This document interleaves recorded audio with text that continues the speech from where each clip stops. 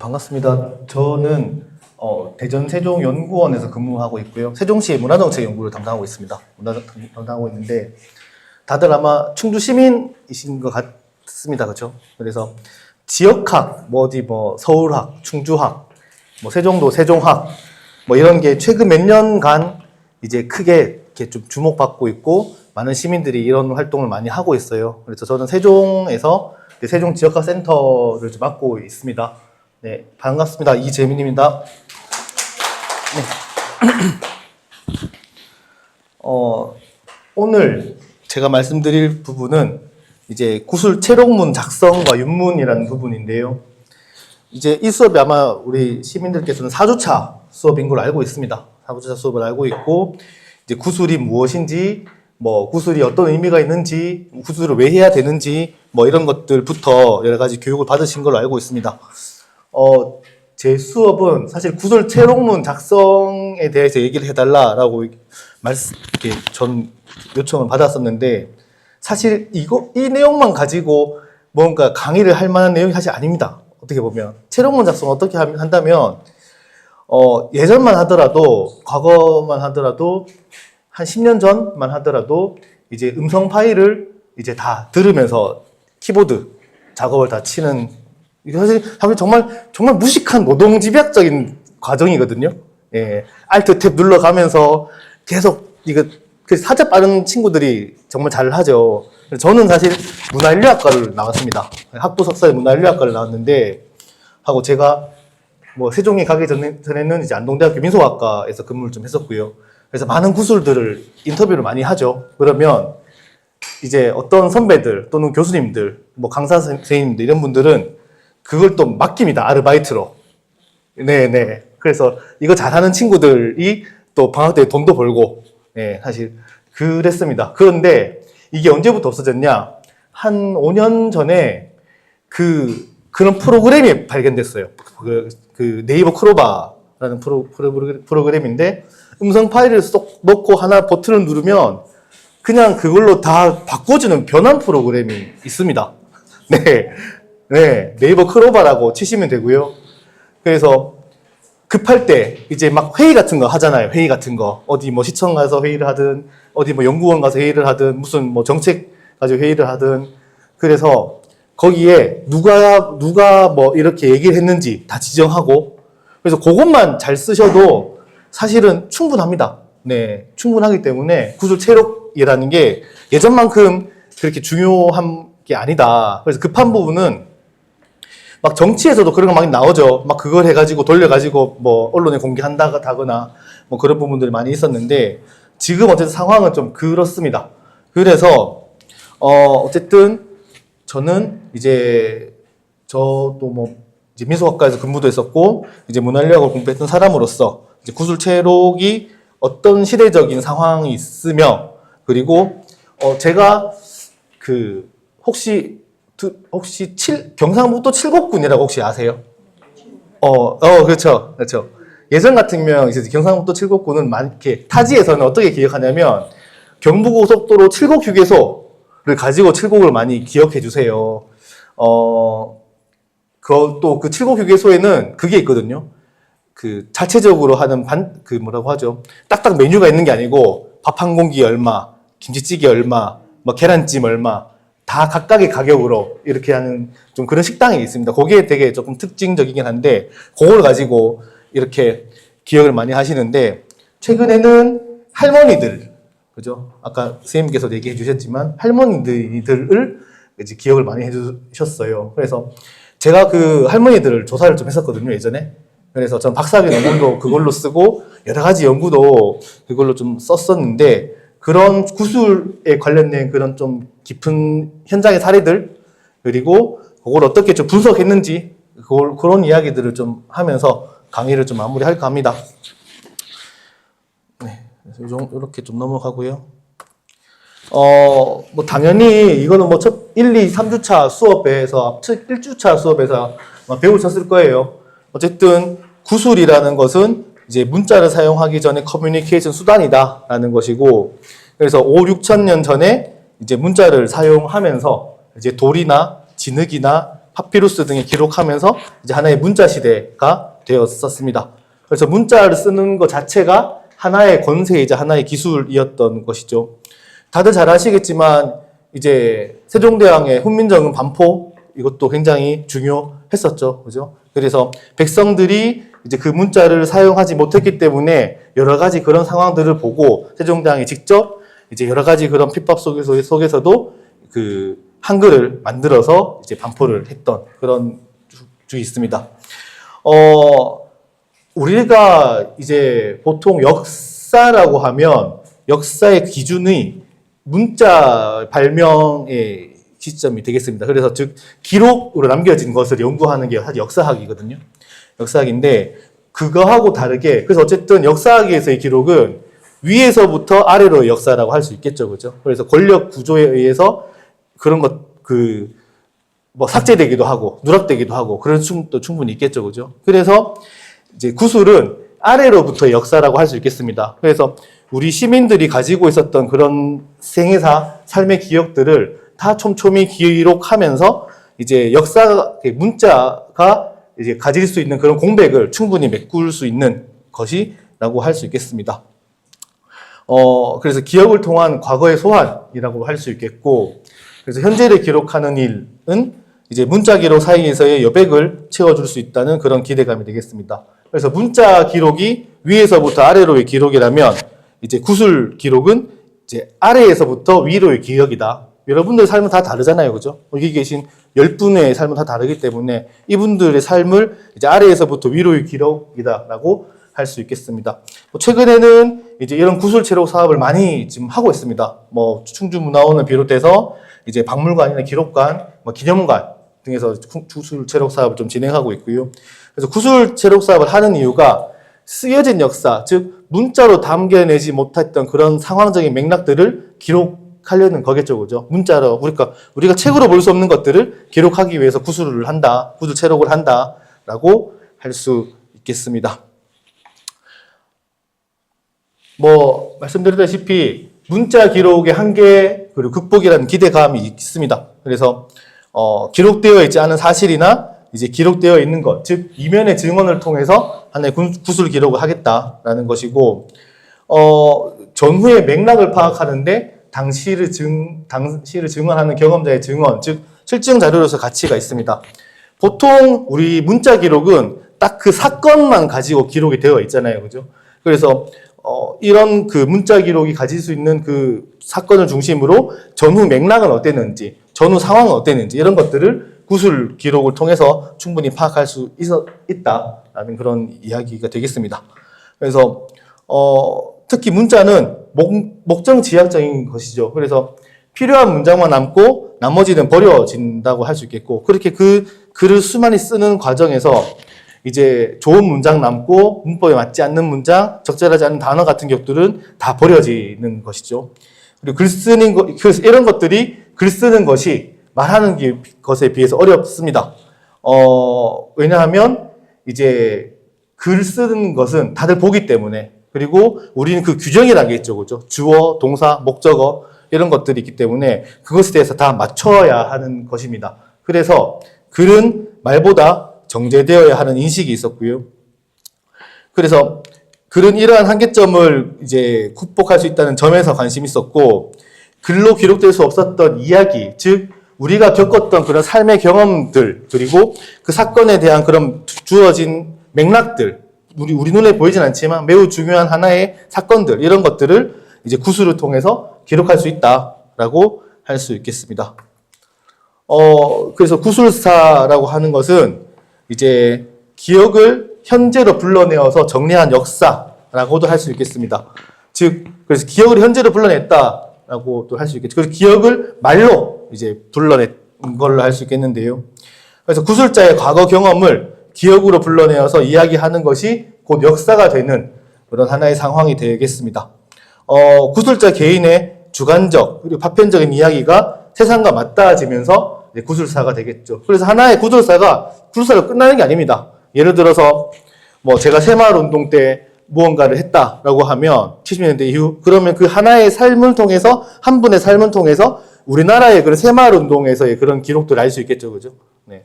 그리고 한국 전쟁 시기에 뭔가 나의 그런 경험이 있었다면 한국 전쟁 복구하는 과정들을 이 사람의 한 사람의 생애를 통해서 이제 유추할 수 있는 그것이 되겠습니다. 그래서 구술사는 구술사로 끝나는 것이 아니라 이런 주관적이고 파편적인 이야기가 세상과 맞닿아지면서 이제 하나의 구술사로 만들어진다라고 할 수 있겠습니다. 그래서 기억과 역사의 중간 단계로서 기록이 있고요. 구술 자체는 이제 원천 자료형이 되겠죠. 이제 구술이 막 떠돌아다니잖아요, 그죠? 이런 것들을 이제 체록의 단계를 통해서 이제 구술 기록이 된다라고 했습니다. 제가 아까 말씀드렸다시피 우리가 10년 전만 하더라도 학생들한테 아르바이트를 쓰거나 뭐 그렇게 해서 구술 체록문을 썼는데, 그리고 뭐 예전에 컴퓨터가 발명되기 전에 타자기 쓰는 시대, 뭐 속기사 이런 분들이 있었죠, 그죠? 이런 분들이 활동했었습니다만 이제는 그것이 다 기술 프로그램이 다 대체를 하고 있는 그런 상황이 되겠습니다. 그래서 그것만 잘 쓰면 그건 사실 어렵지 않은 부분이니까 그렇게 진행하시면 될 것 같고요. 그래서 구술을 통해 과거와 현재를 기록하여 보존을 한다는 것이 이제 전제가 되겠습니다. 그렇다면 구술을 기록하는 연구자의 역할을 이제 매우 중요한데, 아마 이제 여러분들이 이제 수업을 끝나고 하면 직접 구술 체록을 제가 하는 걸로 알고 있습니다. 현장에서 이렇게 좀 하는 걸로 알고 있는데, 보통은 이제 연구자들이 이제 질문하고 싶은 것만 질문하는 그런 것들이 이제 많이 있거든요. 그래서 그것보다는 이제 구술자가 최대한 편안한 상황에 맞춰서, 편안한 환경에 맞춰서 이제 심리적으로 여유로움을 가지게 해주고, 그리고 그것들에 대해서 좀 잘 말할 수 있는 환경을 만들어주는 게 그 연구자의 역할, 여러분들이 이제 구술자의 역할을 할 수 있겠습니다. 그래서 사실 우리 같은 연구자들 같은 경우에 현장 조사 갔을 때 뭐 예를 들어서 마을의 신앙이 궁금하다, 마을의 조직이 궁금하다라고 하면 그것만 이렇게 묻고 나오는 경우가 많아요. 대학원생들 같은 경우는. 그럴 때는 우리가 그런 얘기 하거든요. 약탈 조사하지 마라. 약탈 조사. 약탈. 그러니까 그 마을 사람들을 약탈해가면서 조사를 하는 상황이거든요. 사실 우리가 궁금한 거는 마을의 조직, 마을의 그런 신앙, 그리고 뭐 마을의 생업 이런 게 맞지만 이런 것들 다 맞닿아 있습니다. 다 맞닿아 있고, 약탈 조사를 만약에 했을 때는 딱 그걸로 끝이 나지만 계속해서 열어놓고 이런저런 얘기를 하다 보면 더욱더 이걸 가지고 맥락들이 파악이 될 수 있다는 거죠. 그래서 연구자들은 이제 질문할 때 한 개만 얘기하지 마시고 계속해서 이렇게 말씀하시는 것이 필요하고, 그리고 사실은 그 구술해 주시는 분들, 이제 제보자들, 참여자들 같은 경우는 이제 이런저런 얘기 하다가 또 똑같은 얘기 또 하고 뭐 그런 경우도 있으실 거예요. 그리고 뭐 쓸데없는 얘기도 하고, 그런데 최대한 기다려주는 게 맞다라고 저는 생각을 하거든요. 그래서 최대한 기다려주면서 이제 그 상황에 맞게 이제 연구자가 선별을 하는 거죠. 끝에는 분석하고 이런 것들은. 그래서 어쨌든 그 연구자 역할, 그래서 내가 하고 싶은 질문, 즉 약탈 조사를 하는 게 아니라 끊임없이 질문하는 것이 아니라 조금 질문을 하고 기다려주고 여유로움을 가질 수 있게 그런 환경을 만들어줘야 된다라고 말씀드릴 수 있겠습니다. 그래서 맥락이 없는 구술은 이제 입체성이 결여될 수 있겠습니다. 사실 구술과 문자 기록의 차이점이 입체성이라고 할 수 있거든요. 그래서 문자는 되게 단편적이잖아요. 딱 쓰여져 있고 이제 바뀔 수도 없고. 근데 구술은 왜냐하면 기억이라는 것은 오류가 있습니다. 그래서 이 마을 조사를 한다 하더라도 뭐 마을의 신앙 가지고 마을 동제 가지고 조사를 했을 때 뭐 이장님 다르고 노회사장님 다르고 분회장님 다를 수 있잖아요, 그죠? 많이 조사를 하면서 이제 사실을 이제 획득해 갈 수 있습니다. 그래서 그것들이 이제 크로스 체크라고도 하는데, 과거의 역사학자들, 지금은 이제 그렇지 않습니다만 과거의 역사학자들은 사실은 구술을 인정하지 않았었어요. 그래서 구술 너희들 뭐 소설하는 거 아니냐 뭐 이런 얘기를 하면서 이렇게 좀 했었습니다만, 지금은 이제 경향이 많이 바뀌어서 이제 구술을 많이 하고 있는, 구술을 많이 연구하고 있는 그런 상황이 되겠습니다. 그래서 제 해석과 왜곡된 결과로서 기억인데요. 과거의 또 다른 표현이라고 할 수 있겠습니다. 그래서 현재화하는 과정에서 왜곡 동반의 가능성이 있을 수 있고, 그리고 미디어에 의해서 이제 왜곡이 발생할 수 있습니다. 그래서 저는 개인적으로 만약에 여러분들이 구술을 나가실 때, 인터뷰를 하실 때는 저는 녹음기를 2개를 쓰는 걸 좀 추천드립니다. 녹음기는 두 개를 쓰는 걸 추천드리고, 왜냐하면 한 개가 어떻게 될지 모르거든요. 그렇죠? 그리고 요즘 휴대폰은 워낙 잘 나와요. 잘 나오는데, 그래도 녹음기의 품질은 따라가지 못해요. 그래서, 어쨌든 두 개를 쓰는 걸 추천해 드리고, 뭐 여건 안 되시면 한 개로 또 요즘은 뭐 괜찮은 것 같습니다. 구술을 체록한다는 그런 작업이야말로 제보자, 즉 참여자의 기억을 기록한다는 것일 수도 있겠죠. 그래서 과거의 경험을 기억으로 재현한 그런 결과물이다. 즉 그 참여자 입장에서, 그 제보자 입장에서는 과거의 경험을 얘기를 해주잖아요, 그죠? 그것을 기억으로 새롭게 나타내준다. 그 결과물이다. 구술 체록을 한다는 것은. 그리고 아까 제가 말씀드렸다시피 문자 기록에 보완적 역할을 해준다라고 할 수 있겠고, 예를 들어서 어떤 마을에 마을 동지가 기록이 되어 있는데 이 마을 동지가 딱 지금 현재 모습만 나타나 있고 이것이 어떻게 발생되어 있고 어떻게 변했는지, 그리고 뭐 누가 진행됐고 어떻게 변했는지 이런 것들을 모르는 상황에서는 구술 자료가 하나의 큰 역할을 할 수 있는 그런 상황이 되겠습니다.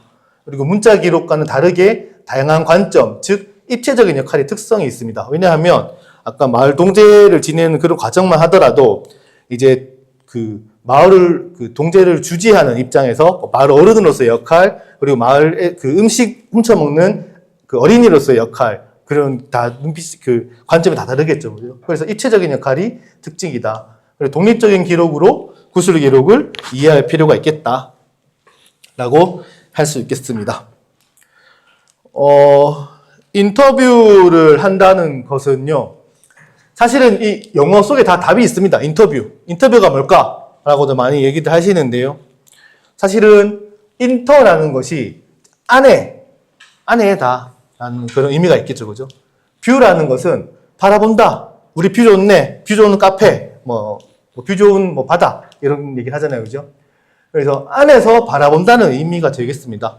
그래서 연구 참여자와 즉 사람과 사람이 만났을 때 인터뷰를 한다는 것은 그 사람의 안의 관점에서 바라본다라는 거 할 수 있겠고, 그게 인터뷰한다는 그런 의미가 되겠습니다. 그래서 단순하게 이야기를 나눈다라기보다는 인터뷰라는 것은 안에서 바라본다라는 그런 의미를 가지고 이제 임해 주시는 것이 어떨까라고 좀 말씀드릴 수 있겠고요. 이야기를 한다는 것은 과거의 경험이 이제 기초가 될 수 있습니다. 그래서 노년세대의 이야기는 현재의 경험을 기준으로 이제 과거를 끌어와 해석해서 이야기를 하는 것이 되겠습니다. 그래서 기억의 왜곡이 발생될 수 있겠죠. 매년 어떻게 보면 비슷한 삶을 사는 그런 시민들의 입장에서는 사실은 이게 2009년도의 일인지 2011년도의 일인지 이런 것들이 사실 헷갈릴 수 있거든요. 그래서 그런 것들은 왜곡이 있을 수 있다. 이런 것들은 이제 많은 사람들의 좀 크로스 체크 이런 것들을 통해서 이제 좀 극복할 수 있는 부분이고, 사실 가장 좋은 거는 그 부모님, 그러니까 아들이나 따님이 있으신 분들 같은 경우는 혹시 이때 아드님이 몇 살이었어요? 혹시 따님이 몇 살이었어요? 그러니까 할머니들, 어머님들 인터뷰할 때는 그게 돼요. 근데 아버님들은 그게 또 안 돼요. 아버님들은. 그럼 그때 거기에 있어요. 이때 대통령 누구였어요? 아버님들은 그렇게 좀 이해를 많이 해주세요. 특히 바깥일을 하시다 보니까 거기에 아마 그렇게 좀 있을 것 같습니다. 그래서 뭐 인터뷰 스킬이라고 할 수 있겠는데, 특히 시간을 유추할 때는 이런 기억의 왜곡이 발생할 경우가 많거든요.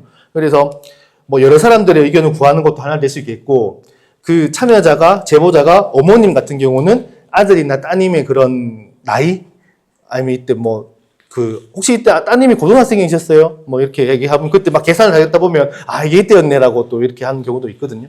그리고 아버님 같은 경우는 혹시 이때 대통령이 누구였어요? 라고 하시면 오히려 그 최소한의 그 오류는 좀 막을 수 있다라고 할 수 있겠습니다.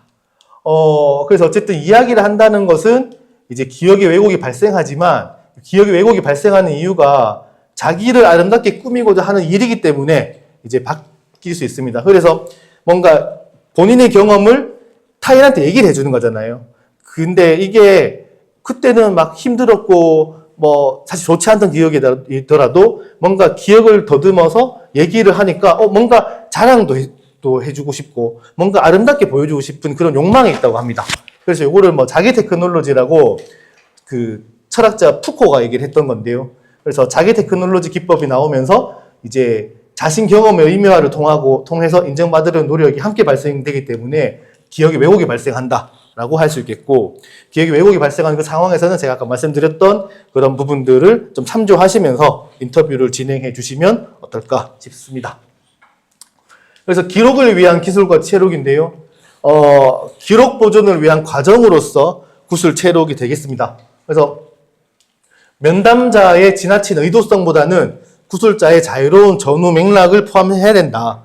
이것도 아까 제가 했던 얘기가 똑같습니다. 즉 약탈조사 하지 마라. 약탈조사 하지 말고 좀 기다려주고 좀 이렇게 쉬어주고 이런 뭐 숨도 쉬어주고 그런 여유도 같이 만들어주는 것이 연구자의 역할이 되겠습니다. 그리고 제가 이 PPT는 담지 못했는데 구술 체록을 하실 때 중요한 것은 음성에만 의존하지 말라라는 것입니다. 음성. 우리가 이야기를 할 때 두 가지가 있습니다. 음성이라는 게 있고요. 음소라는 게 있어요. 음소. 음성은 제가 말하는 목소리 그대로입니다. 제가 이야기하는 그런 발음, 이제 뭐 억양, 것들인데, 음소라는 것은 아시겠죠? 어떤 느낌인지. 뉘앙스. 그래서 이야기를 할 때, 자기 삶의 이야기할 때, 이때는 되게 좋았어. 하면 그래도 행복한 표정? 아니면 되게 즐거운 그런 말투나 표정, 이런 것들도 기록을 해 두시는 게 필요하다. 예. 그래서 구술체록은 청각이 중심이긴 하지만 청각으로 푸는 게 아닙니다. 청각으로 들어가지만 오감이 그 구술체록의 과정에서 작동해야 되는 것입니다. 그래서 이때 뭔가 쉼표가 한숨이 크게 쉰다라든지 뭔가 즐겁다라든지 아들 이야기하면서 뭔가 자랑스럽게 얘기를 한다든지 이런 것들도 음성으로는 표현하지 않으시겠지만 음소로 표현하시는 것들은 좀 메모를 해두실 필요가 있다. 라고 말씀드리겠습니다. 그래서 면담자의 목적을 위한 치우침은 이제 배제시킨다. 그래서 맥락이 있는 구술은 반드시 필요하다. 사실 이거의 단점이 뭐냐면 좀 시간이 많이 필요하죠. 왜냐면 약탈조사는 금방 훅 묻고 답 듣고 나오면 되거든요. 사실. 그런데 이제 이런 것들, 이렇게 정말 구술을 제대로 하려면 많은 시간, 그리고 이런 것들이 필요하다라고 할 수 있겠습니다. 그래서 기술적인 추출이나 약탈이 되어서는 곤란하다라는 이야기를 다시 한 번 더 전해드리겠습니다. 사실 가장 중요한 것은 혹시 이런 얘기 들어보셨어요? 그 수업 때 하셨는지 모르겠지만 라뽀입니다. 라뽀. 네, 정확한 발음은 래뽀라고도 하고, 네, 불어입니다. 불어. 프랑스어인데 신뢰, 신용, 이런 얘기입니다. 그래서 나와 우리 다른 선생님과의 그런 사이에 라뽀가 있어라는 얘기. 그래서 우리 둘이는 뭔가 서로 믿고 맡길 수 있어. 그렇게 할 수가 있는 거죠, 그죠? 그래서 구술자 스스로 더 이야기하고 싶은 것을 이야기하게 만드는 데에는 기술적인 것, 즉 음성에서 나타나지 않는 것 이상의 무엇이 필요하다라고 할 수 있겠습니다. 그래서 동일 내용이라 할지라도 첫날 만남에서의 그런 이야기와 10번째 만났을 때 이야기가 많이 다르다는 것을 확인할 수 있을 것입니다. 그래서 동일 내용이라도 조금 더 깊고 조금 더 멀리 가면 그 상황이나 맥락을 파악할 수 있으시겠죠.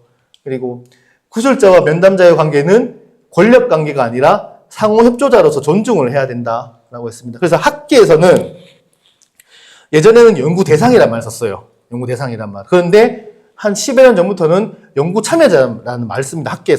학계에서도. 그래서 연구에 동등하게 하는 참여자다. 이분들은 연구 대상이 아니다. 왜냐하면 연구 대상이라고 하면 연구자가 되게 뭔가 위에 있는 그런 느낌이 있잖아요. 그죠?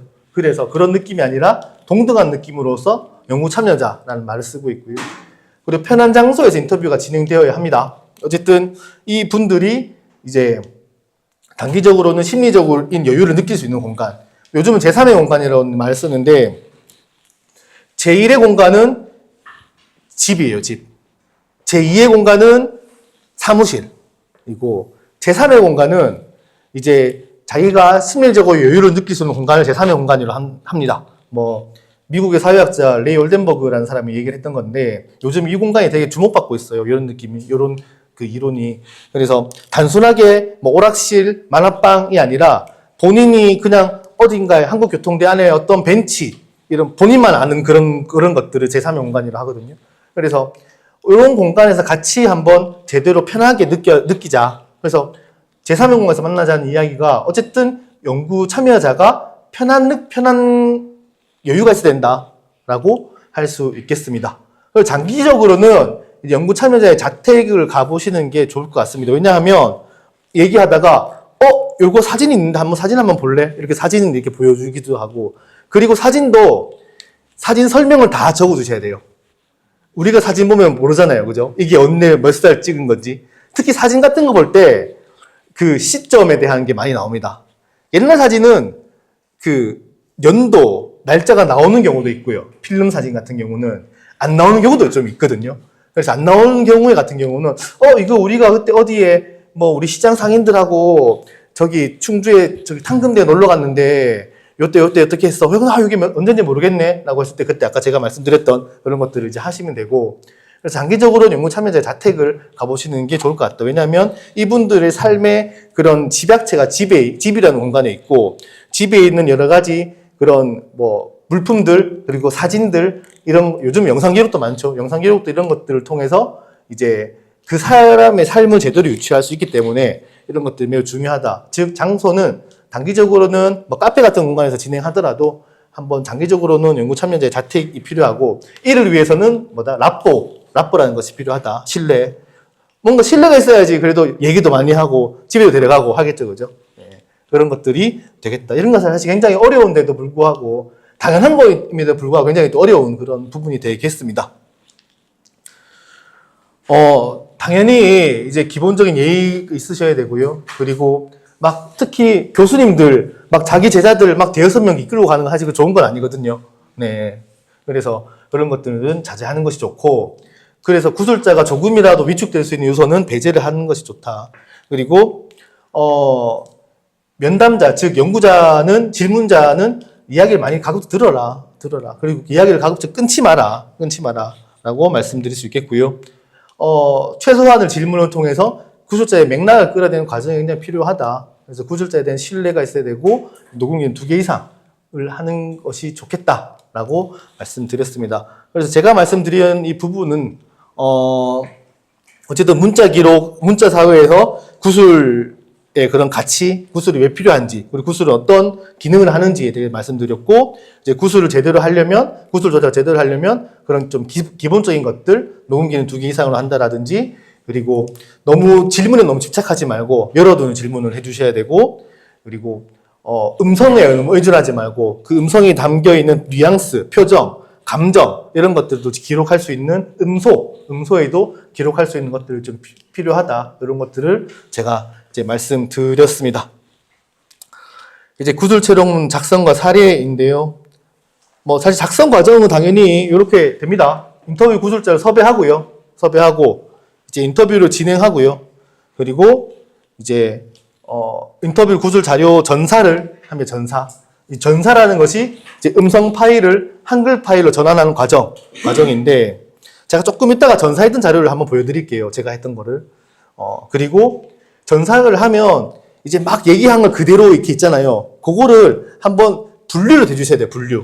그래서 내가 유년 시절에 있던 이야기, 내가 결혼 당시의 이야기, 이게 이야기라는 게지 시간적 흐름대로 우리 가지 않잖아요. 그죠? 이거 했다가 저거 했다가 하는데, 그걸 한번 다시 정리해 주는 것이 필요합니다. 그래서 그게 뭐냐면 코딩이라는 코딩.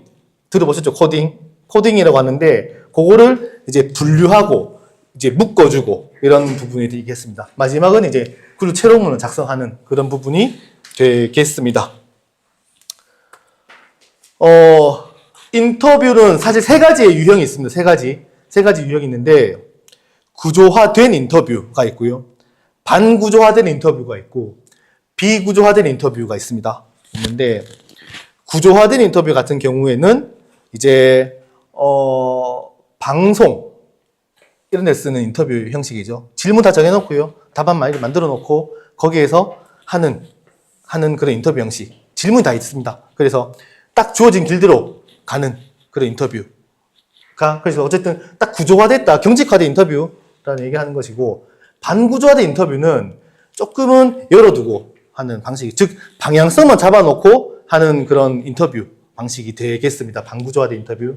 이게 사실은 가장 많이 쓰는 방식이긴 합니다. 비구조화된 인터뷰는 아예 질문지 없이 가는 인터뷰예요. 그래서 요거는 어떤 게 좋으냐? 장기적인 만난다. 나는 이 사람 한 번 볼 게 아니야. 한 3번, 4번 보기로 했어. 같은 경우는 그대로 가도 되겠죠, 그죠? 그리고 이 사람은 굉장히 친해.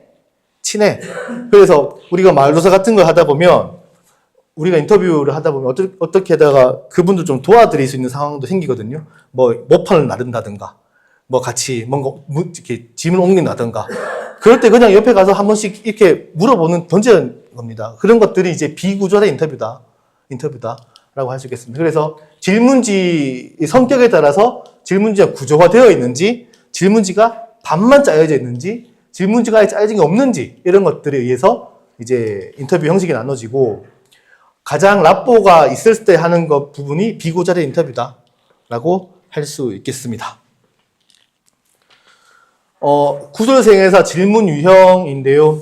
이제 어떻게 보면 크게 한 6가지 정도로 나눌 수 있습니다. 6가지 정도로 나눌 수 있는데, 이제 출생 시의 그런 상황들, 이제 언제 태어났느냐 굉장히 중요하겠죠. 그리고 그 당시에 집은 어디였는지, 생활권은 어떻게 됐는지, 시장은 어떻게 다녔는지, 그리고 시장은 어디에 다녔는지, 그리고 시장을 가려면 어떤 길을 다녔는지, 이런 것들이 되게 중요하고, 가족, 친족, 생계방식이 굉장히 중요합니다.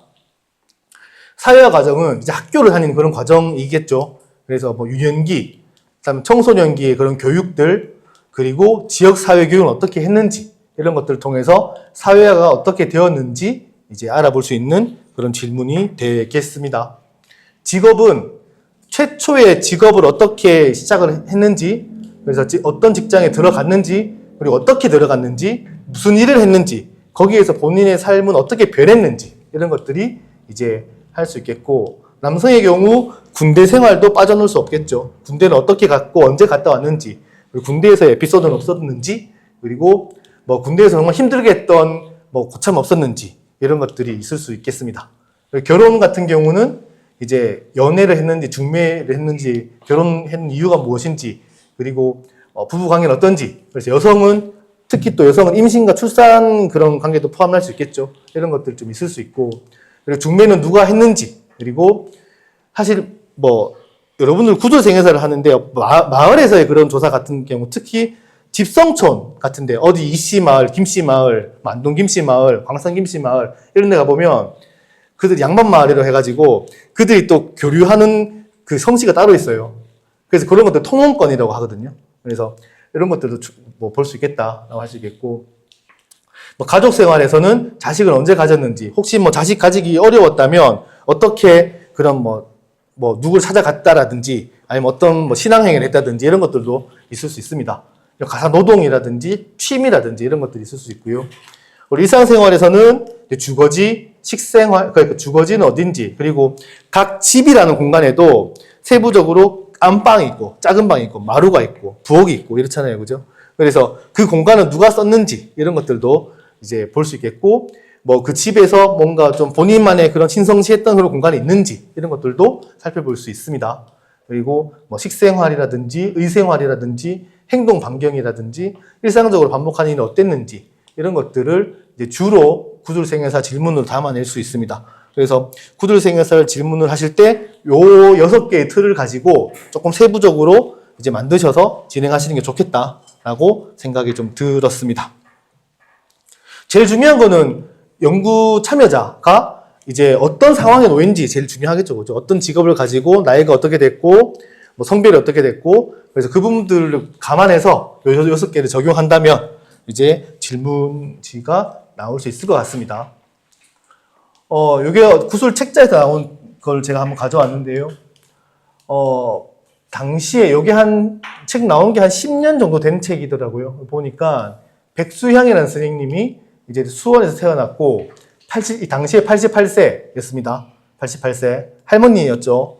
그래서 경북 경산시 남산면 방곡리, 사남이녀에 태어났고, 1937년도부터 77년도까지 농사를 지으셨습니다. 그리고 77년도부터 85년도까지 손주 돌보기. 이제 77년도부터 이제 은퇴를 하신 거죠. 농사일은.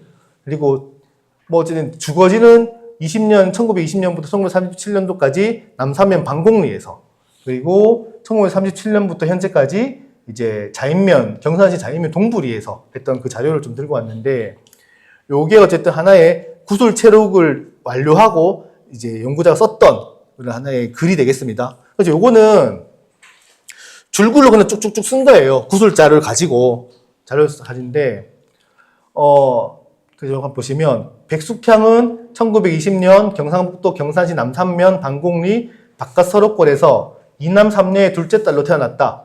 어쨌든 태어난 거죠. 백숙향에 태어난 바깥서록골은 수원백지 집성촌으로 60여 가구가 큰 샘 두 곳을 공유하면서 살던 마을이었다. 백숙향이 태어난 마을을 이제 알았고, 친정어머니는 어린 딸을 시집 보내기 전부터 부엌 강아지로 만들기 싫어하셨다. 그러니까 부엌에서 일하는 그런 부분들을 이렇게 용어를 쓰시는 것 같습니다. 그 당시의 할머니들은. 그래서 드릴과 부엌일에서는 많이 해방되었으나 길쌈과 바느질까지는 안 할 수 없었다. 시집 가기 전에는 친구들과 그네를 뛰고 디리, 콩볶아 볶으면서 친구들과 어울려 노는 일, 디리를 하면서 지냈다. 이런 용어들도 가급적 이제 아마 여기도 충청이잖아요, 그죠? 충청에 그런 용어가 있을 거예요. 네, 그래서 그것들 최대한 반영하는 게 좋다라고 말씀드리겠습니다. 18살이 되던 해 1937년 3월에 혼례식을 올리고 그해 11월에 시집을 왔다. 그 이듬해 1월에는 남편이 돈을 벌어 오겠다며 혼자서 일본으로 가버렸다. 남편 없이 혼자서 시댁 식구들 뒷바라지 하느라 세월이 가는 줄도 모르고 살다가 시집 온 지 3년 만에 처음으로 친정에 가기도 했다. 남편이 일본에 가서 7년 동안 노동자로 일하다가 왔지만 몸은 이미 나빠질 대로 나빠져 일본에서 수술까지 한 후에 돌아왔다. 남편은 몸이 허약하기도 하거니와 농사일을 전혀 하지 못했다. 백숙향은 논 20마지 기의 농사일과 식구들 뒷바라지를 다 할 수 없어서 머슴을 한 명 데리고 일했다. 일본에서 돌아온 남편이 몇 년을 쉬다가 포목 장사를 시작한 지 2년 만에 머슴이 1년 농사도 채 안 짓고 배를 훔쳐나 버렸다. 그쵸, 배를 훔쳐 달아나 버렸습니다. 남편은 재수가 없다며 포목 장사를 그만두고 생선 장사를 시작했다. 구루마에 생선을 싣고 동곡장, 용성장, 자인장을 다녔다. 시장 이름 같습니다. 생선 장사도 몇 년 하다가 그만두고 난 후에 동네 주막에서 친구들과 어울려 술을 드시면서 하루하루 보냈다. 그러다가 백숙향이 50살이 되던 해 이제 세상을 떠났다. 사냐미녀를 두었다. 남편이 혼인을 하자마자 곧바로 일본에 가버렸기 때문에 첫 아들을 26살이 되어서야 낳았다. 손이 귀한 집안이었다. 남편도 늦게 낳은 외동아들인데다가 손자까지 늦게 보니 시아버지께서 촛손자를 무척 귀여워하셨다. 첫 아들을 낳았을 때 시아버지가 낫을 갈아서 직접 산을 갈라주셨다. 이후 5아이는 모두 자신이 가위로 직접 산을 갈랐다. 어느 곳 하나 의지할 데 없이 힘겹게 살아왔다는 반증일 것이다. 이렇게 낳은 자식들이 전부 장성해 막내 아들이 원래 48살이 되었다.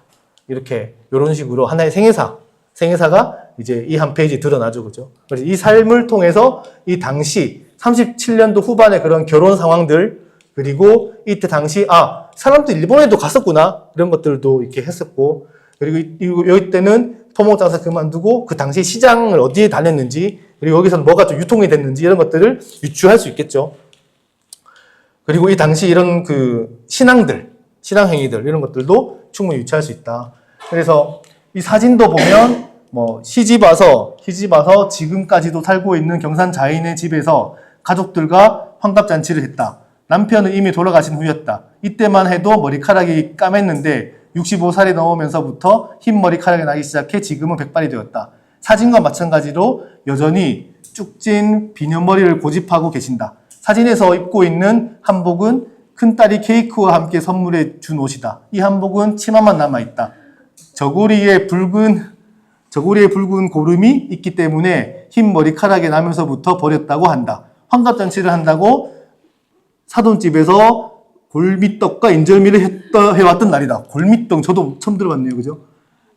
아래 사진은 어쨌든 위 사진은 이제 이 환갑잔치, 그죠? 환갑잔치 사진인데 요것만 보더라도 다양한 이야기를 나눌 수 있겠죠, 그죠? 음식은 어떻게 해왔는지, 음식은 몇 개를 쌓았는지, 이 케이크는 사실 이때 케이크가 좀 귀했을 것 같은데 케이크는 어떻게 구했는지 이런 것들을 물어가면서 이런 글을 완성할 수 있었습니다. 그리고 밑에는 아래 이 사진의 배경이나 촬영 상황에 대해서는 기억을 못 하신다. 큰딸과 큰 외손녀와 함께 찍었다는 것만 기억을 하신다. 지금은 외출할 일이 없지만 외출하실 때는 한복을 즐겨 입으셨다. 남편이 돌아가실 때 이게 뭐예요? 앨범을 통째로 버렸기 때문에 남아있는 사진이라고는 텔레비전 위쪽 벽에 걸려있던 액자 속 사진이 전부이다. 그중 하나이다. 그래서 앨범을 다 버려가지고 그때 할머니들 보면 사진 앨범 해가지고 그 액자 해가지고 몇 개를 걸어놓잖아요. 그 사진뿐이다. 그 사진뿐이다. 그 중에 하나다. 라는 이야기가 되겠습니다. 그래서 요것도 시기는 모르겠지만 어쨌든 이런 것들이 이제 유추할 수 있다라고 할 수 있겠습니다. 요건 한 10년 전에 나온 책자입니다. 제가 스캔을 좀 했었고요. 그래서 아마 경산 그 민중생활사연구단이라고 해서 영남대 하나의 그 연구소가 있었는데 거기에서 나온 책입니다. 요즘 이런 작업들 많이 합니다. 그리고 사실 이거는 연구자의 관점에서 했던 부분이고 시민들의 관점을 조금 더 낮춰서 하면 되거든요. 그래서 이거는 어쨌든 줄글로 이렇게 연구자 이렇게 썼지만 이렇게 안 쓰셔도 되고 이건 아마 형식이 아마 있을 겁니다. 문화원에서. 그래서 아마 시민들 같은 경우는 이런 줄글 플러스 구술했던 그 자료 있잖아요. 그대로 그렇게 많이 넣을 겁니다. 그래서 반반 정도 이렇게 넣으면 될 것 같습니다. 그건 이제 아마 주관하는 우리 기관 선생님하고 해주시면 될 것 같고요. 전사입니다, 전사. 어쨌든 이제 말소리를 음성 문자로 옮겨 적는 과정이다. 그래서 인터뷰 이후 가급적 빠른 시간을 할 필요가 있다. 라고 할 수 있겠죠. 왜냐하면 우리도 기억을 잊어버립니다. 그죠? 네. 그래서 할 수 있고. 저는 사실은 네이버 클로바를 전 잘 안 씁니다. 왜냐하면 전 제가 직접 합니다. 네네. 저는 웬간하면 조사를 하면. 왜냐하면 이 과정 자체가 정말 힘들고 진짜 지난하거든요. 지난한데, 근데 이걸 하면서 본인이 앞으로 연구 과정을 그려나갈 수 있어요. 네. 그리고 어쨌든 사실 이 글을 쓰시는 상황이라면 본인 하는 게 참 제일 좋긴 합니다. 제일 좋긴 한데 요즘은 이런 것도 많이 있으니까. 그리고 사실 이 전사를 직접 하는 것만큼 그 상황을 이해하는 게 없습니다.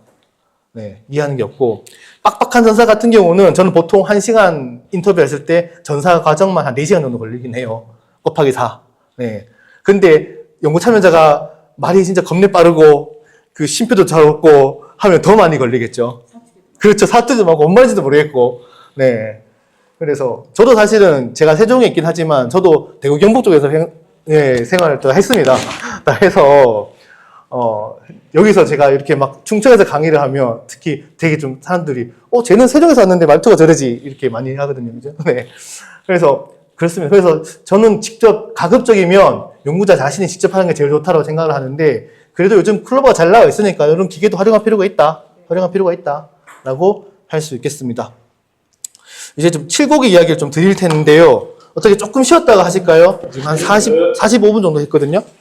네, 그러면 10분 정도 쉬었다가 7곡 이야기를 좀 전해드리겠습니다. 그러면서 제가 했던 구술 체록의 과정들을 좀 말씀드릴 텐데요. 여기가 이제 이쪽으로 가면 이제 대구 뭐 7곡 외관이 있고 7곡 외관 밑에 대구라는 곳이 대구가 있고 여기가 쭉쭉 올라가면 김천입니다. 김천이고 이쪽에 가면 구미. 그래서 여기는 칠곡군 북삼읍이라는 곳이에요. 북삼읍. 그 칠곡에는 읍이 2개 있습니다. 외관 읍이 있고 북삼읍이 있는데 이제 석적읍 3개가 있는데 어쨌든 외관이 제일 커요. 어쨌든 외관이 제일 큰데 이제 북삼은 2002년도, 2003년도 이때 북삼면에서 북삼읍으로 된 지역이거든요. 나름 조금 신도시 같은 그런 지역이긴 합니다. 그래서 근데 사실 친도시도 이쪽에 좀 몰려 있고요. 이 지역에. 근데 여기도 어떻게 보면 다 이제 좀 시골 같은 그런 경관이 되겠죠. 이 산을 넘어가면 성주군이 곳이고 참외가 유명한 곳이죠. 그래서 이렇게 있습니다. 그래서 이 지도만 딱 보더라도 뭔가 좀 이 마을에 별게 없구나 생각이 들 수 있겠죠. 그죠? 그래서 오롤이라는 마을도 그게 알려진 마을도 아니고 뭐 옛날 이렇게 봤을 때 칠곡군 자체가 도시 브랜딩의 그런 소재가 뭐냐면 도노목합 도시예요. 도노목합 도시는 사실은 이도 저도 아니다. 라는 것을 동명복합 도시라고 하거든요. 근데 칠곡군이 가능성이 있는 게 경상북도는 사실 많은 지역이 소멸이 되는 그런 과정이지만 유일하게 인구가 줄지 않는 곳이에요. 유일하게 인구. 왜냐하면 아까 말씀드렸다시피 대구, 구미, 김천의 그런 베드타운 역할을 좀 하면서 이제 인구가 줄지 않는 곳이고, 그리고 가장 젊은 도시긴 합니다. 그 경상북도에서 젊은 사람들, 그 공장 근로자들이 많이 계셔서 조금 젊은 인구들이 많고, 이 사진만 보시면 아시겠지만 이제 이 마을에 농사와 함께 이런 소규모 공장들이 진짜 많이 있거든요. 소규모 공장들이. 그래서 사실 경관이 막 양호하진 않아요. 마을 경관으로서. 하고 안전의 문제도 있고 큰 차도 많이 지나다녀서 특히 노인분들 같은 경우는 안전의 문제도 함께 신경 써야 되는 그런 마을이다라고 할 수 있겠습니다. 그래서 약 40개의 공장이 입주돼 있었고, 그리고 농촌 지역임에도 공장이 다수 존재를 했었습니다. 이 마을에서 뭘 했냐고 하면 보람할매 연극단을 조직했습니다. 보람할매 연극단. 이게 어쨌든 칠곡 할머니들의 시초 같은 그런 부분들인데, 이제 그 칠곡군 자체가, 어로리를 포함해서 칠곡군 자체가 이제 칠곡 인문학 마을이라는 사업을 좀 했습니다. 칠곡 인문학 마을. 어떻게 보면 그 마을 만들기 사업이거든요. 돈 얼마 한 1,000만 줄 테니까 너희들 뭐 문화, 뭐 비누 만들기도 해보고 뭐도 해보고 해가지고 해보라 라는 그런 것들인데, 그래서 이 마을을 할머니들을 중심으로, 그 전에 뭘 했냐면 평생학습을 했어요. 평생학습. 그래서 화요일, 목요일 오후 2시부터 4시까지 할머니들한테 한글 가르쳐드리고 미술, 그림 같이 하고 수학 같이 하고 영어 알파벳 배우고 이런 성인 문해 교체를 했습니다. 성인 문해 교체를 했는데, 요게 인문학 마을이 됐고, 인문학 마을을 하니까 할 수 있는 게 더 이렇게 다양해지잖아요. 예산도 내려오니까. 그래서 성과 발표회를 많이 했는데, 성과 발표를 할 때 보통 성인 문해 교실의 성과 발표는 80%가 시를 쓰고 그림 그려서 그런 한 해 전시를 합니다. 그래서 이 할머니들이 냈던 시가 뭐고라는 책은 엄청나게 많이 팔렸고 시리즈 3탄까지 나왔었거든요. 시가 뭐고라는 책은. 그래서 있는데, 이 마을에서는 우리 하지 말고 할머니들 우리 연극 한번 해볼래요 라고 시작을 했습니다. 근데 이분이 누구냐면 한글 가르치는 문해교사 강사예요. 근데 이분이 국문과를 졸업했습니다. 계명대에서 국문과 졸업했는데 동아리 활동은 연극 동아리를 하고 계시고, 나름 대구의 그 프로와 아마추어 그 사이에서 그런 연극 활동 하시는 분이셨어요. 그래서 연극 한번 해볼래요 라고 이제 제안을 했고, 그렇다고 해보자고 해서 이제 이런 작품들을 했습니다. 처음에 출범할 때는 65세에서 80세 이르는 10명의 보람학생 할머니들 대상으로 연극단을 조직을 했고, 권정생의 동화인 홀럴 간다, 흥부 이야기 가지고 만든 연극들 2편, 하고 거울, 처음에 조선시대 거울 처음 나왔을 때 그런 에피소드를 가지고 거울 속에 누구요라는 연극을 이제 했습니다. 그래서 2016년 9월에 이제 1월 연극단 은퇴하고 2기 단원 활동 중인데, 뭐 수차례 상을 받고 뭐 매체에도 많이 나온 그런 연극단이 되겠습니다. 이 장면은 혹시 아시겠어요? 흥부. 그렇죠. 흥부의 아들들 1시기, 2시기, 3시기라고 하는데, 이분들이 이때 당시 나이가 81세, 82세, 83세였어요. 네. 이분들이 이렇게 지금 했었고 했습니다. 그래서 어쨌든 성인 문해교실 보람학당에서 시작을 했고, 10명의 할머니들이 매주 화요일, 목요일 오후 2시부터 4시까지 마을 발표회를 준비하는 과정에서 연극단이 조직이 되었고, 뭐 1년에 한 편씩 그렇게 했습니다. 그래서 보람학당과 인문학이 합쳐진 형태고, 마을 이장님은 힘쓰는 스텝이 되었고, 한글 선생님은 연출가가 되었고, 할머니들은 여배우가 된 사례가 되었습니다. 짧은 영상 하나 보고 가겠습니다.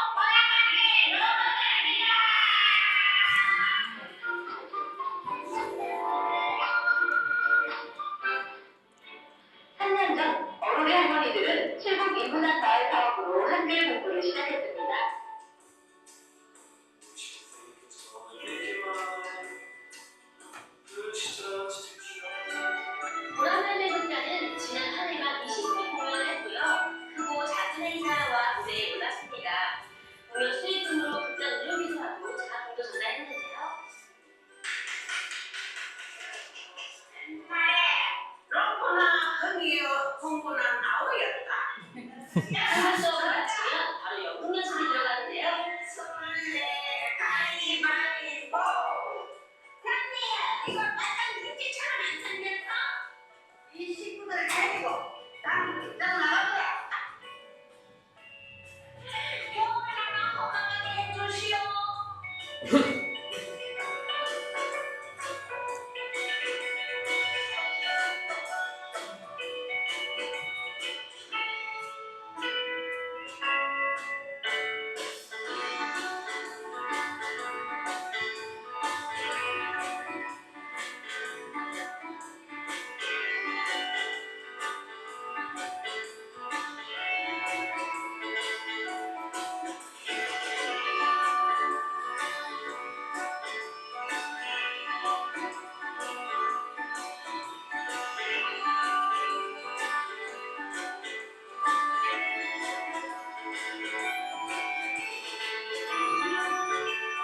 할머니들이 직접 시장 다니면서 옷 같은 걸 사서 직접 바느질 해가지고 무대 의상을 또 만들고 계십니다.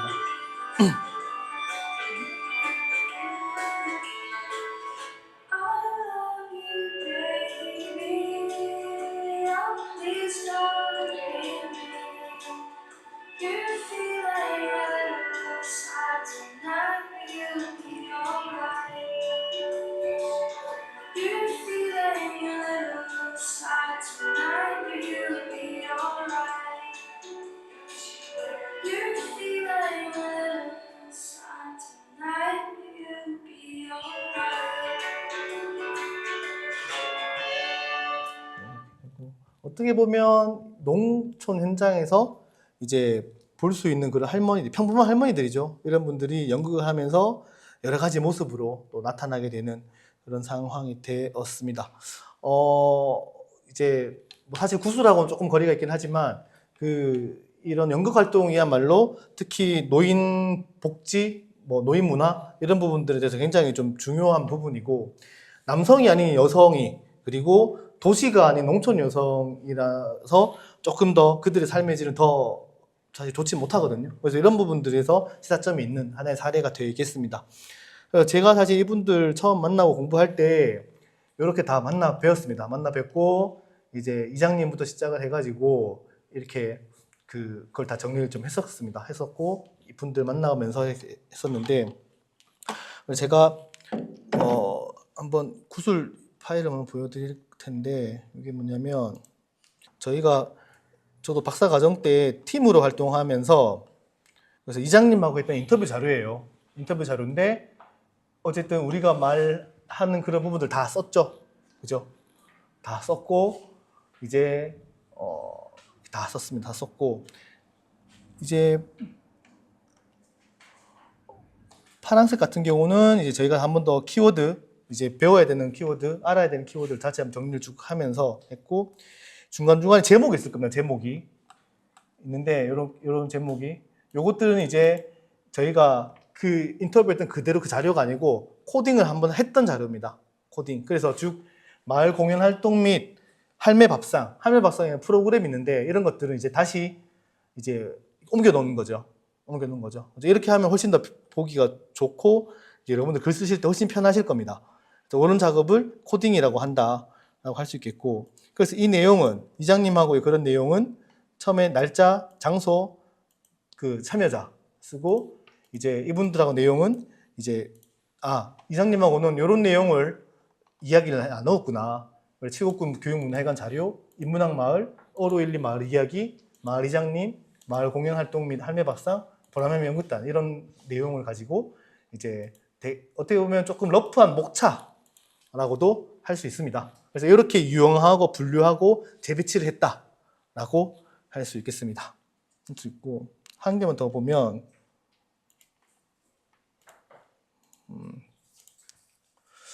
누구를 한번 볼까? 자, 최순자 할머니, 아까 그 인터뷰했던 할머니인데,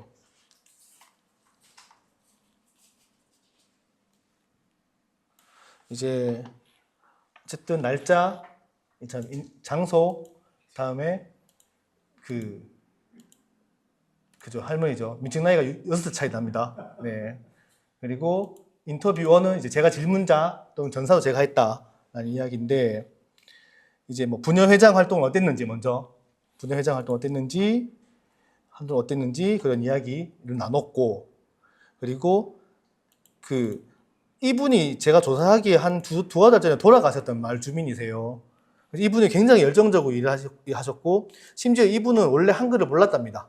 한글을 몰랐던 분인데, 이제 이런 것들을 하면서 너무 막 좋았는데 갑자기 그렇게 돌아가셔서 그런 이야기를 잠깐 나누었고, 연극단 활동을 어떻게 시작했는지, 계기, 이렇게 좀 했었고, 뭐 연극단의 바쁜 활동 내용들을 이제 이야기했습니다.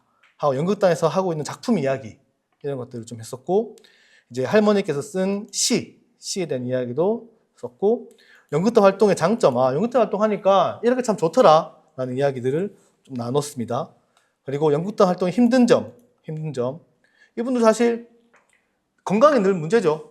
그래서 보통 나이 있으신 할머니들 같은 경우는 이거 하려고 아침에 링겔 맞고 오시는 분도 계세요. 네, 링겔 맞고 오시는 분도 계세요. 그 정도 열심히 하셨다 할 수 있고, 앞으로 연극 활동은 이렇게 했으면 좋겠다 라는 생각하고, 그리고 새로운 할머니들 가입하고 할머니 다치셨던 부분들, 그리고 최순자 할머니께서 생각하시는 연극의 의미, 본인한테 연극에 어떤 의미가 있었는지, 그리고 연극단 이전의 마을 활동은 어땠고, 그래서 이런 것들을 통해서 연극단 이전의 마을 활동을 통해서 연극단 활동을 통해 이제 변화 양상 이런 것들을 또 그려낼 수 있겠죠. 그래서 이렇게 정리를 하고, 또 위로는 이제 이렇게 이런 식으로 내용을 정리를 좀 했습니다. 그래서 이게 뭐 구술 체력 오늘 내용이다 보니까 제가 이걸 좀 들고 왔는데, 이렇게 구술 체력을 좀 정리를 좀 했습니다. 그래서 네, 선생님. 처음에 전사할 때는 네네. 치국 같은 거 사투리가 굉장히 심했을 텐데, 그쵸. 사투리가 댕기다가 잠깐 말하면 댕기다가 하는 말도 나오지만 네네. 거의 뭐 그 표준말로 다 바꿔져 있는데, 네네. 처음에 전사할 때부터 이렇게 아닙니다. 근데 이분은 나름 이 정도로 얘기를 해주셨어요. 네네. 네네네. 해주셨고, 그리고 저도 사실 그걸 좀 모르겠습니다. 이게 또 연구자가 어떤 위치에 있느냐가 또 중요한데, 저는 거기서 되게 익숙한 사람이잖아요. 경상도 사투리가. 그래서 그걸 자연스럽게 받아들일 수 있었던 것 같습니다. 네. 같고. 그래서 가급, 제 질문은 네네. 전사할 때 네네. 사투리를 그냥 그대로 쓰는 게 아니고 전부 표준말로 아닙니다. 하고 아닙니다. 사투리 그대로 쓰시는 게 맞고요. 맞고, 정말 그 사투리가 그런 것들 있죠. 우리가 다 아는 사투리가 있고, 본인만 아는 사투리가 있고, 본인 동네만 아는 사투리가 있고, 이 지역만 아는 사투리가 있잖아요. 그런 경우에는 관로해가지고 표준말을 써주시는 게 필요합니다. 관로해가지고. 네, 정말 본인만 아는 사투리 같은 경우는. 네. 그렇죠. 그렇죠. 이것도 사투리 그대로 쓴 겁니다. 쓴 거고, 이제 요거는 이제 그 인터뷰했던 그 당시 상황이 아니라 이제 연구하려고 한 번 더 가공을 했던 이 작업입니다. 그래서 앞뒤로 옮기고 붙이고 이런 작업입니다. 그래서 이런 목차를 다시 만들고 이런 목차를 이렇게 작업했었습니다. 했었는데 그 사실 전사라는 게 굉장히 힘들거든요. 힘들어서 그래서 요즘은 말 나온 김에 클로버 노트입니다. 클로버 노트. 여기에 딱 클릭하시면 이제 이렇게 딱 나옵니다. 딱 나오고 제가 3월 초에 너무 바빠가지고 그 올해 초에 호주에 잠깐 갔다 왔는데 한국관광공사 면담을 좀 했었어요. 시드니 지사. 거기 가서 그거를 뭔가 정리를 좀 해야 되니까 요거 그냥 넣기만 합니다. 파일을. 넣기만 하면 이렇게 나옵니다. 지정하고 몇 명이 인터뷰했는지 이런 것들 지정만 해주면 이제 이렇게 해서 이런 식으로 그대로 나옵니다. 네. 이렇게 해서 요거를 누르시면 다운로드를 하는 거죠. 요게. 그래서 요걸 가지고 이제 한 번 더 가공을 해주셔야 됩니다. 그 작업. 그래서 아무래도 시간을 좀 줄어들겠죠. 그죠? 기본적으로 푸는 거를 해주니까. 그래서 뭐 참석자, 이걸 처음에 지정할 수 있는데 요걸 해가지고 이게 좀 안 맞는 경우도 있거든요. 네. 그래서 이런 것들을 이제 다시 한번 처음부터 봐가면서 맞추는 작업을 해주시면. 그래서 요즘은 예전처럼 그렇게 막 전사할 필요는 없다. 이 정도만 있어도 사실 나오니까. 네. 음성 파일을 그냥 넣으면 됩니다. 음성 파일을. 네, 음성 파일 넣으면 됩니다. 새노트 해가지고 뭐 참석자의 예를 들어서 최진호 추가 해서 하면 2명이 참석하는 거고, 그리고 여기서 음성 파일을 여기에 그냥 갖다 넣기만 됩니다. 갖다 넣기. 네. 네네. 파일 첨부해서 갖다 넣기만 됩니다. 네. 세상이 요즘 이렇게 편해졌습니다. 네네. 그래서 그 공무원들 같은 경우는 9급 제일 말단 공무원들이 이런 회의록 정리를 많이 해요. 근데 요즘 이제 요걸로 이제 많이 해서 그들의 업무가 조금 덜어진 것도 있죠. 네. 이렇게 합니다. 한번 넣어볼까요? 제가 한번. 제가 잠깐만 마이박스에 있을 텐데. 근데 이 네이버 콜라보가 막상 하시게 되면은 실제 음성하고 막 생략해버리는 게 꽤 많으신데요. 그래서 한번 확인을 해주는 작업이 필요합니다. 하시고 다운받으셔서 넣으시고 들으시면서 보완하고 수정하고. 그렇죠. 이거는 그렇죠. 치는 것보다 아무래도 빠르죠. 거의 한 훨씬 빠릅니다. 근데 일일이 확인을 쭉 해주셔야 돼요. 그게 더 필요합니다. 사실 이거 전적으로 믿으면 안 되고 이것도 잘못된 게 많아서 그게 랜덤하게 지 마음대로 막 씌우는 거지. 그래서 한 번 더 확인해야 생략을 됩니다. 하기도 하고 다른 단어를 바꾸기도 하고. 그러니까 발음이 좀 비슷한 단어들 우리가 아나운서가 아니잖아요. 우리가. 그래서 정확한 발음이 안 들어간단 말이에요. 그러면 무슨 뭐 여러 가지 뭐 얘기를 했는데 다른 단어를 바꾼다든지 비슷한 발음으로. 네. 그래서 제가 자기가 잘 이해 못하는 거는 문장을 빼버려요. 스스로. 그래서 이걸 넣으면 자 이렇게 넣으면 이렇게 올라가거든요. 제가 작년 12월 달에 저기 평창 고항읍 그 마을 호텔 사례가 있어요. 거기 마을 호텔 사례가 있는데 그러니까 하나의 마을을 호텔로 만드는 그래서 그 마을에는 거기가 또 도박의 메카잖아요. 그쪽이 강원랜드 바로 그 옆에 동네라서 그 민박집이 굉장히 많은데 그 민박집을 활용해서 호텔을 만들었어요.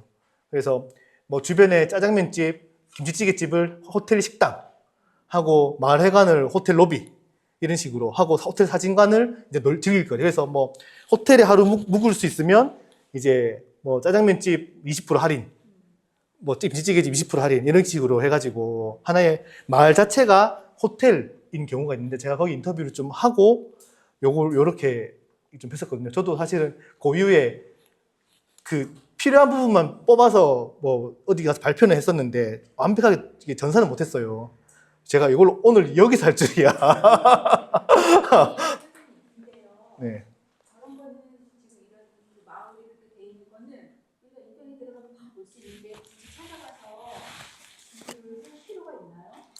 그리고 아까 여기 이장님도 제가 그 책에서 보면 다 여태까지 80 이상인데 어르신들한테 구술을 했는데 56세면 현대를 살고 있는 분인데 굳이 구술을 할 필요가 있나요? 그러니까 어쨌든 그분은 마을 리더로서 보람함의 연구단을 어떻게 기획을 했고 그리고 할머니들 반응은 어땠고 그런 맥락들 제가 아까 시간에 말씀드렸던 그런 맥락과 입체성과 이런 것들을 이제 조사하려고 이제 했던 거고 사실 맞습니다. 뭐 요즘 책이나 인터넷이 워낙 잘 나와 있긴 한데 근데 그거에 담겨 있지 못한 실제적인 그런 내용들을 파악하기 위해서 현장 조사를 했던 거고 그리고 신뢰성 사실 인터넷 자료가 다 맞는 게 아니거든요. 네, 이것도 사실은 어떤 연구자에 의해서 가공이 된 거라서 신뢰성 이런 것들도 이제 개인이 가서 그 만약에 마치고 간 다음에 그 올리자는 크기를 네네 맛집 후기도 참 여러 가지 의도가 있겠죠. 예, 예. 뭐 사장님하고 친하다든가 아니면 뭐 사장님한테 뭐 여러 가지 피를 받고 한다든가 비용을 받고 한다든가 광고의 목적이 있다든가 그래서 그거는 어떤 상황에 따라서 아니 이 집은 정말 내가 나만 알고 싶은데 이걸 그냥 잘 이렇게 정말 맛있는데 뭔가 홍보가 부족하다는 것을 알고 뭔가 한다든가 사실 다 다르겠죠. 왜냐하면 사람에 의해서 가공이 되기 때문에 그래서 요즘은 네이버 같은 데 보면 별점이 나오잖아요. 몇 명이 참여했고 그게 어쨌든 양적으로 뭔가 신뢰성을 확보해주는 자료인 거죠. 그렇죠? 맞습니다. 그래서 요즘은 그래서 제가 인터뷰를 해서 이 자료를 이제 뭐 이렇게 그 파일이 네네 제가 올렸습니다. 올려서 이렇게 나옵니다. 이제 바로 이렇게 나옵니다. 그래서 이거를 제가 이제 그래서 뭐 호텔에 대해서 나온 거죠, 그죠? 예. 마을은 사람 사는 곳이니 뭐 유아소도 있고 뭐 이런 거 다 틀린 말. 유아소는 또 식당도 있고 다 있는데 이렇게 연결되고 서비스 질이 호텔만큼 퀄리티가 높지 않고 뭐 하나로 연결됐다 이런 것들 이제 제가 다시 한번 들으면서 정리해야겠죠, 그죠? 네, 들으시면 되게 다른 말들이 많아요. 네, 네, 네. 그래서 지금은 마을이 유명해졌고 마을 자체가 또 편해졌고 이까지 몇 시간씩 차 타고 왔는데 굳이 오픈거리면 뭐 안 내릴 이유가 없고 뭐 이런 것들 얘는 지금 표준말로 다 일단 들린 대로 씁니다. 일단 친구는 들린 대로. 네네. 그래서 요걸 다운로드 받으면 이렇게 이제 하는 거고요. 네, 할 수 있고 이제 파일로가 있고 요걸 가지고 이제 들어가면서 다시 한번 검토를 해주셔야죠, 여러분들은. 그래서 처음부터 빡빡 치는 게 맞는지, 요걸 듣고 그래도 한번 듣고 하는 게 맞는지, 한번 그거는 이제 선택이시다, 선택. 선택이시다. 선택이다라고 할 수 있겠습니다. 할 수 있고. 네. 근데 이것도 사실은 크게 질이 좋지 못해요, 지금은. 클로바 노트도. 네네.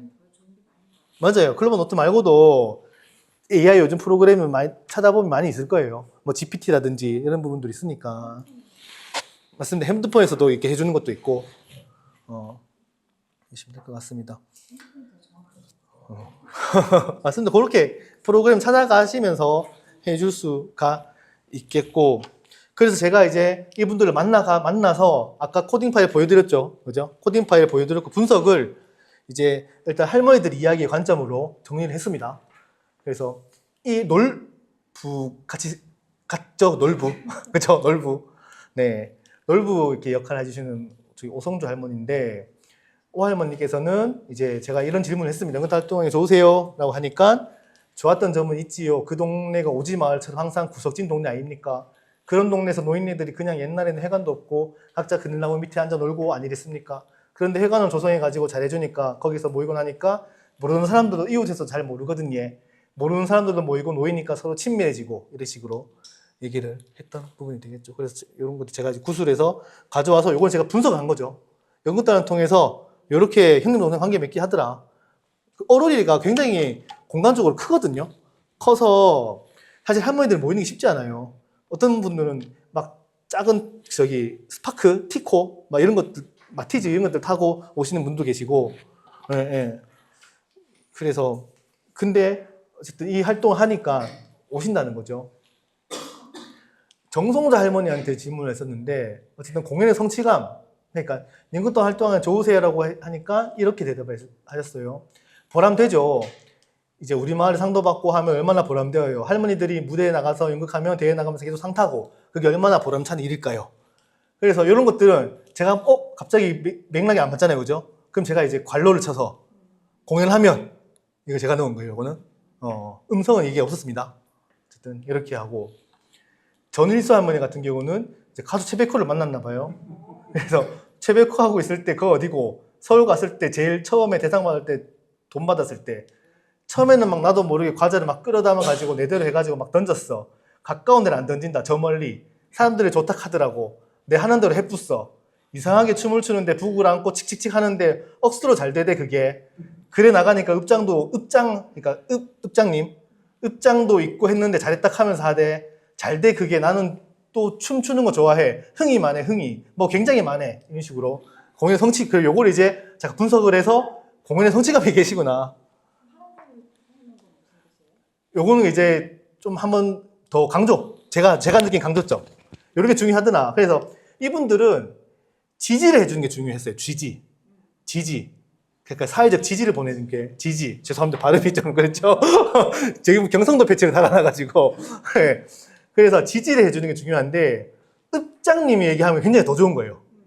할머니들이 또 이렇게 좀 높으신 분들이 뭔가 해주는 거 좋아하잖아요. 그죠? 그러니까 그렇죠. 읍장이 있고 잘했다고 하는 카드 이런 것들을 제가 한번 더 강조하고 싶어서 이렇게 좀 했었고요.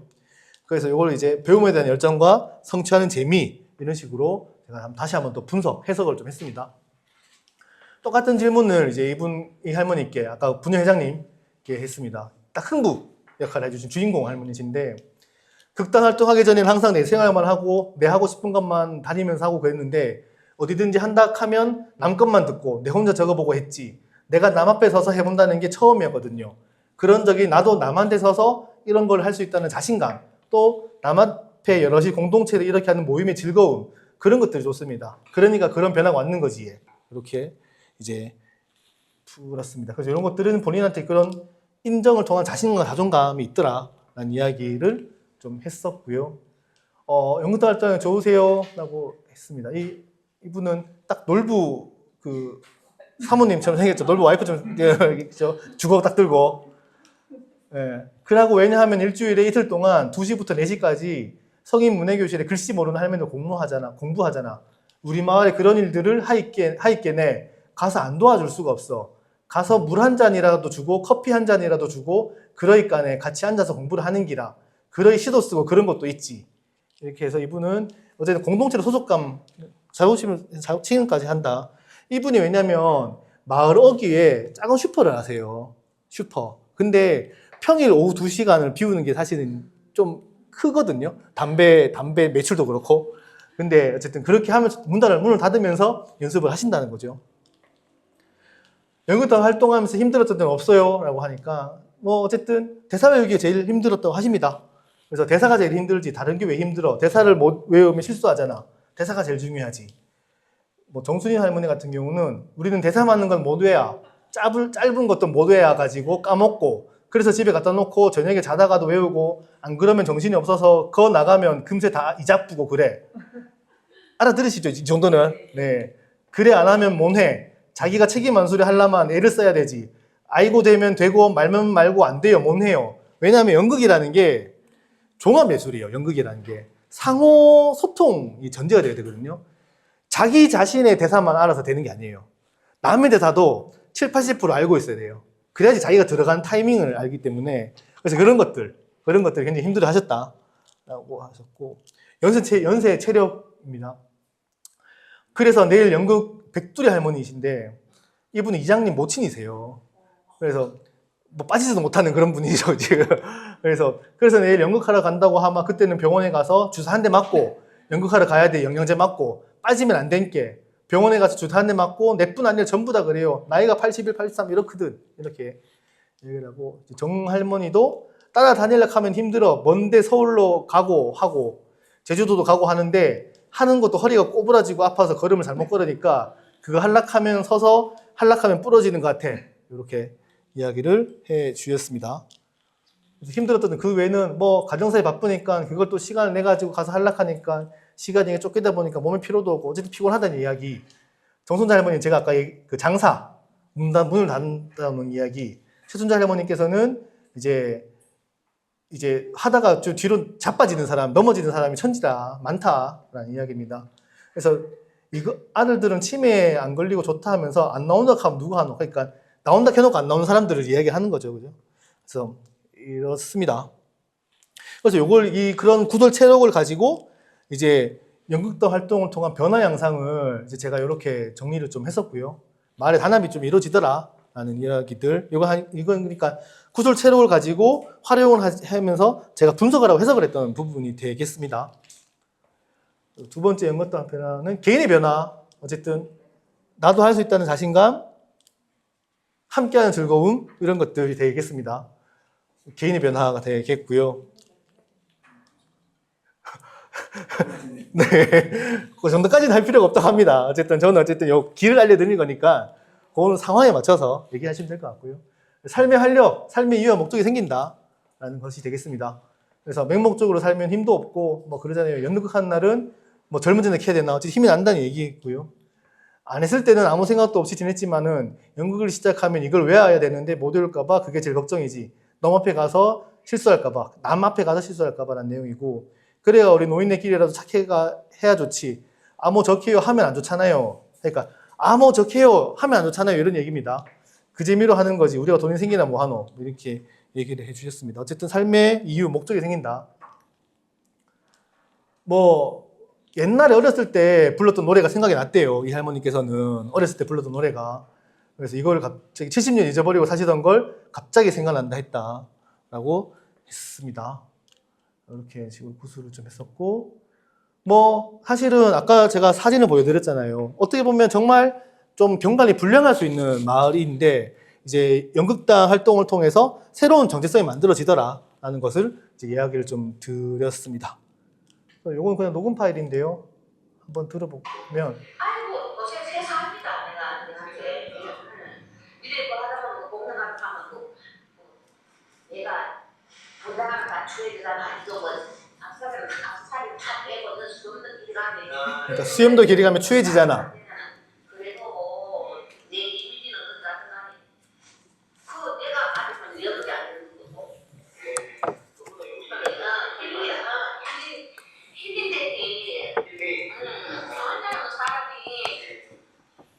이런 데가 있는가 싶은 그런 게 있어요. 연극이라 그런 거는. 힐링이라는 의미 있고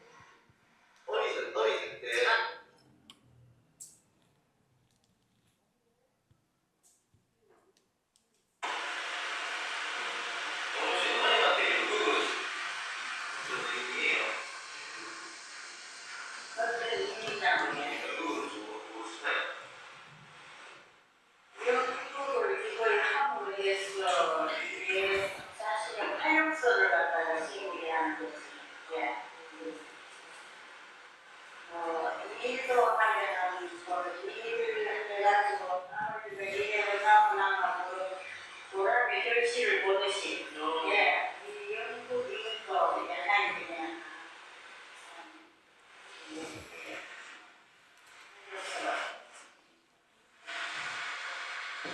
그래서 또 활력소라는 이야기를 해주셨고요.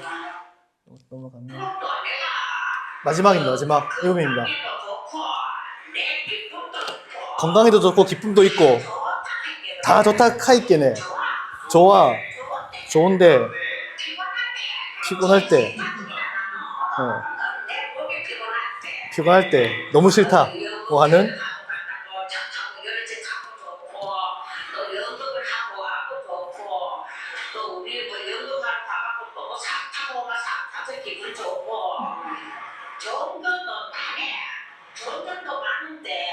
내가 피곤할 때 그때 제일 시작한 게 그게 제일 안 됐어.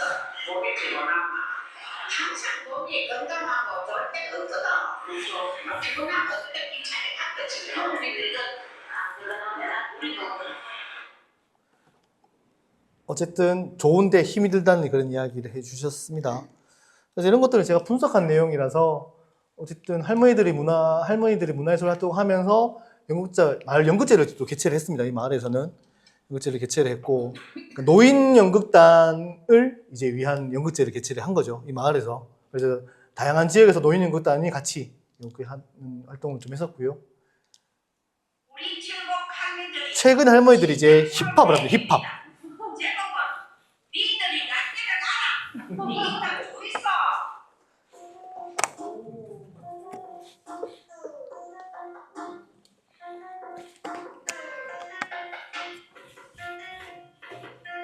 어머니 친구 할머니들 다들 배워 연극하고 랭까지 하지. 못하는 것이 없는 친구 할머니들 모초를 따도 흔히 나고 따봉을 해도 흔히 나는데 스스로에서 받았나 미워라노 무슨 일이 있었나 어려움하게 봐 세상이 혼나지가 했군데 이번에 새로 들어온 MG도 허슬이야. 완전히 앞에서 주는 장난은 내가 마음 이분은 아까 슈퍼 한다는 그 할머니입니다. 네, 누구신데요? 언제 대통령 연합장 만나 내가 선 그 실체 4년 됐다 안다 성별 동상 아이런 안해 세번만 하는 건데 말한다 있음 내 나이 오늘 70하고 7 내일 모레 몇 살은지 내한테 본대 앞에서 그렇게 들다 잔소리 하고 솔직히 듣기 싫어 인간인데도 뭐라고 듣기 싫다고 언니야 뭔데 군대에서 언니 경험치만해 농사일 언니한테 전부 빼앗가 한글 처음 배웠을 때 안 잊어먹고 언니한테 가기 좋지 이름 쓰는 거 근데 요즘 땡기기에 멀게 나고 그거 뭐 일을 되나? 내가 말하는 거 네 알아는 듣나? 두 번 말했는데 네 알아는 듣나? 업무도 전화할 일이 많아서 일 단계는 잡고 집중하는 것 좋지만 해야 할 때 또 그렇대. 내 밥을 못 써서 힘들었어도 그나마 니는 좀에 잘 들린대. 그러니까요. 아니 사람이 많으라고 그러지. 허구하느라게 해가지고 뽀뽀 경기 패션. 아니 그거는 뭐 패션 픽도 아니었던 사람이니까 안 그래요 어머니? 젊은 꼰대 모두 잘 들어. 사이좋게 지내는 게 뭐가 어려워. 엑스 꼰대 평가르기 이제 그만해. 너도 옛날에 저랬었잖아. 오빠야 안돼. 너가 일 좋아. 직장 내 문화는 같이 만들어. 사자 부자 부인 시집 사실 날 잘해. 내 자식도 회사에서 엄청 일 잘해. 근데 행이라고 생각하는 너. 오늘은 나하나 생각하는 너. 이런 내 눈에는 네가 귀엽게. 이 나이 되고 보니 나서러해. 어머니 실속한 내걸. 어머니 실속한 내걸. 다섯대로 연속하고 렌탈이 하니. 오라는 것이 없는 실속한 내걸. 사이좋게 들리네. 인생도 그래. 고용노동부에서 했던 작업이고, 그래서 어쨌든 전 그 구술을 가지고 이렇게 또 해석을 했습니다. 이제 새로운 세대를 원활한 전승을 통해서 이제 뭔가 지속 가능성을 담보하더라. 왜냐면 그 전에 1기 분들은 이제 은퇴를 하셨고, 은퇴할 때 손바닥 도장 이거 다 찍고 은퇴식 이런 걸 다 했었거든요. 이렇게 하고 이제 그리고 이제 어로리에만 국한한 게 아니라 조금 넓혔어요. 마을을 몇 개. 주변에서 하시는 분들 좀 들어올 수 있게 그걸 하면서 이제 좀 하나의 전략을 좀 취했었고, 그리고 행정기관과의 협약을 통해서 아까 제가 여기 공장이 많다고 했잖아요. 그죠? 근데 여기 행정소송을 해가지고 공장에 더 이상 더 못하도록 조치가 되었습니다. 그래서 이제 이 마을은 이제 그 할머니들이 연극하는 마을이니까 자꾸 소규모 공장 안 돼! 라고 이제 시에서, 군에서, 시정에, 군정에서 이렇게 정리를 좀 해주셨고요. 뭐 문화시설 조성을 하면서 농사짓는 예술마을이라는 이제 하나의 협력 네트워크를 구축을 했습니다. 그래서 이제 이런 시설도 이제 여기에서 이제 이런 가림막도 있고, 그래서 뭐 이런 관중석도 있고, 이렇게 마을회관 앞에 좀 썼고요. 그래서 저는 어쨌든 이제 하면서 여러 가지 논문을 좀 썼어요. 그래서 뭐 노인연극 활동이 어떤 의미가 있는지, 그리고 연극단 활동을 통해서 지역 콘텐츠 구현 전례가 어떻게 됐는지, 그리고 그러니까 삼터라는 것을 제가 마을로 보고 이 마을의 특성에 관해서 질적 연구를 좀 했었고요. 그래서 어쨌든 구술 자료를 통해서 이런 연구 활동까지 했더라라는 이야기고요. 아마 여러분 우리 선생님들은 아마 이렇게 해석의 과정보다는 인터뷰를 하시고 전사하시고, 그리고 그것들을 위한 좀 하나의 그런 글쓰기 그리고 글쓰기도 제가 아까 100 할머니 보여드렸죠, 그죠? 그 정도의 글쓰기보다는 뭔가 구술 자료를 같이 겸해서 조금 이렇게 쉬운 글쓰기로 하시는 게 어떨까라고 생각을 좀 드리고요. 그건 어쨌든 마지막에 또 우리 문화원에서 책이나 이런 것들이 있을 테니까 그렇게 하고, 공주학에서도 최근에 그런 책들이 많이 나오고 있어요. 그것도 한번 살펴보시는 게 중요할 것 같다는 생각이 들었습니다. 그래서 제가 오늘 말씀드렸던 부분은 구술 자료가 어떻게 우리 삶에서 가치가 있는지, 어떤 기능을 하는지, 왜 필요한지 말씀드렸었고, 그리고 사실 요즘 뭐 인터넷에 검색하면 안 나오는 게 없잖아요, 그죠?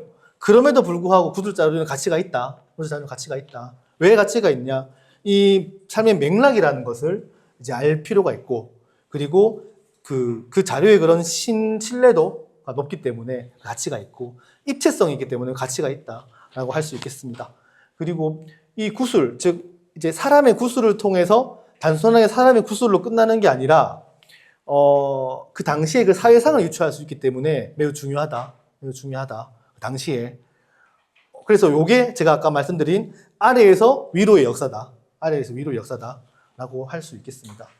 즉 문자 시대, 문자의 역사 같은 경우는 이제 쓰여진 사람, 그 권력 관계 이런 것들로 인해서 위에서 아래의 역사라고 한다면 구술이야말로 아래에서 위로의 역사다. 아까 그 백할머니 제가 보여드렸죠. 생애사 그런 것들을 이제 여러분들이 하실 수 있을 것 같고 제가 이거 막 분석해가지고 막 보여드렸는데 아마 여러분들은 그까지는 하실 필요는 없을 것 같습니다. 제가 어쨌든 그 다음 활용 사례를 좀 보여드리려고 여기까지 이렇게 좀 해서 좀 이렇게 말씀드렸고 그래서 여러분들은 이제 가장 기본적인 구술 체록 그리고 유형 분류 그리고 거기에 맞는 적정한 글쓰기 정도만 이렇게 하면 되지. 그래서 그 사람을 알려주는 정도만 이제 좀 담보하면 되지 않을까라고 생각이 좀 들었습니다.